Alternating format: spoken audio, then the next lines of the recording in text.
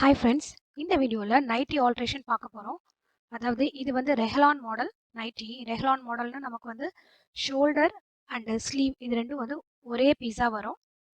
இந்த நைட்டியில் பார்த்தீங்கன்னா ஷோல்டருக்கு தனி ஸ்லீவுக்கு தனின்னு கிளாத் இருக்கு இல்லையா, அப்படி இல்லாமல் இதில் ஷோல்டர் அண்ட் ஸ்லீவ்க்கு சேர்த்து ஒரே கிளாத் இருக்குது. இந்த மாதிரி இருந்தால் இது வந்து ஒரு கைண்ட் ஆஃப் ரெஹலான் மாடல்.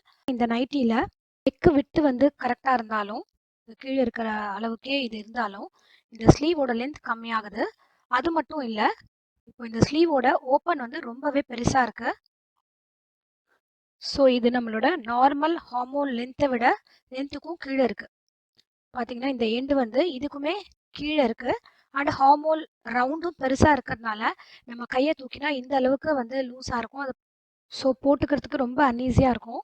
யூஸ்வலாக ஸ்லீவ் ரவுண்டு வந்து பெருசாக இருந்ததுன்னா அதை கம்மி பண்ணுறதுக்கு நம்ம வந்து இந்த ஹார்மோன்லேருந்து இந்த மாதிரி ஸ்லைட்டாக நம்ம வந்து அந்த சைஸ்க்கு நம்ம பிடிச்சிப்போம். பட் இந்த மாடலில் அந்த மாதிரி பண்ணால் நமக்கு வந்து கை மேலே தூக்கும்போது ரொம்ப இறுக்கமாக இருக்கும், ரொம்ப டைட்டாக இருக்கும். ஸோ ஹார்மோனில் அட்ஜஸ்ட் பண்ணுறதை விட இதை வந்து நம்ம ஷோல்டரில் அட்ஜஸ்ட் பண்ணலாம்.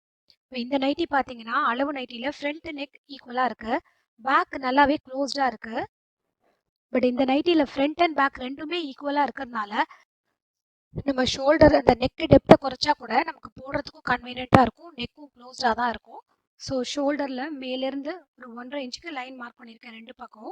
இது உள்பக்கம் தான் நம்ம மடிச்சு தைக்கணும். ஜஸ்ட் இப்போ தெரியறதுக்காக நான் அந்த மாதிரி மார்க் பண்ணேன். இப்போ வந்து இந்த ஷோல்டர் லைன் வந்து மேலே தூக்கி வைக்கும்போது இந்த ஸ்லீவோட ரவுண்டு வந்து கரெக்ட் ஆயிடுச்சு. ஸோ இதை வந்து இப்போ மேல் பக்கத்துக்கு நம்ம இந்த அளவுக்கு கட் பண்ணிடுவோம், இல்லை ஸ்டிச் பண்ணிட்டு கட் பண்ணிடுவோம். இந்த அளவு ட்ரிம் ஆகிடும். ஸோ இப்போ இந்த நெக்கு டெப்த் வந்து குறைஞ்சிட்டனால இந்த நைட்டி கொஞ்சம் மேலே ஏற்றி வைக்கும்போது நமக்கு ஃப்ரண்ட் அண்ட் பேக் டெப்த் ஒரே அளவு இருக்கிறதுனால நமக்கு தலை வழியா கரெக்டாக போடவும் முடியும். அண்ட் நெக்கும் க்ளோஸ்டாக இருக்கும், ரொம்ப இறுக்கமாலாம் இருக்காது. அதே மாதிரி ஸ்லீவும் ரொம்ப கன்வீனியண்ட்டாக இருக்கும். ஸோ நைட்டியை இப்போ உள்பக்கம் திருப்பி 1.5 இன்ச்சுக்கு மார்க் பண்ணியிருக்கேன். ஸோ இந்த லைன் மேலே அப்படியே ஸ்டிச் பண்ணிட்டேன். ஸ்டிச் பண்ணிவிட்டு இந்த மேலே இருக்க போர்ஷனை கட் பண்ணி நம்ம மடிச்சு தைச்சிக்கலாம். ஸோ நமக்கு ஷோல்டரில் வந்து டிஸ்டர்பன்ஸாக இருக்காது. ஒன்றுத்தை வந்து 3/4 இன்ச்சுக்கு கட் பண்ணிட்டேன். ஸோ ஒரு கிளாத்தை வந்து 3/4 இன்ச்சுக்கு கட் பண்ணுறேன், இன்னொரு கிளாத்தை ஜஸ்ட் ஒரு 1/4 இன்ச்சுக்கு. அப்போ தான் இதை நம்ம க்ளோஸ் பண்ணி மடிச்சு தைக்கும் போது நமக்கு பிசுறே தெரியாமல் இருக்கும். ஸோ இந்த சின்ன கிளாத்தை வந்து பெரிய கிளாத்துக்குள்ளே இப்படி மடித்து ஸ்ட்ரைட்டாக தையல் போட்டுக்கலாம். ஸோ இப்போ டோட்டல் லென்த்தில் ஒரு 1.5 இன்ச்சு கம்மியாகும். பொதுவாக நைட்டி வந்து ரொம்ப தழைய இருந்ததுன்னா அதை இந்த மாதிரி மேல் பக்கம் அட்ஜஸ்ட் பண்ணும்போது ஹைட்டும் சரியாயிடும்.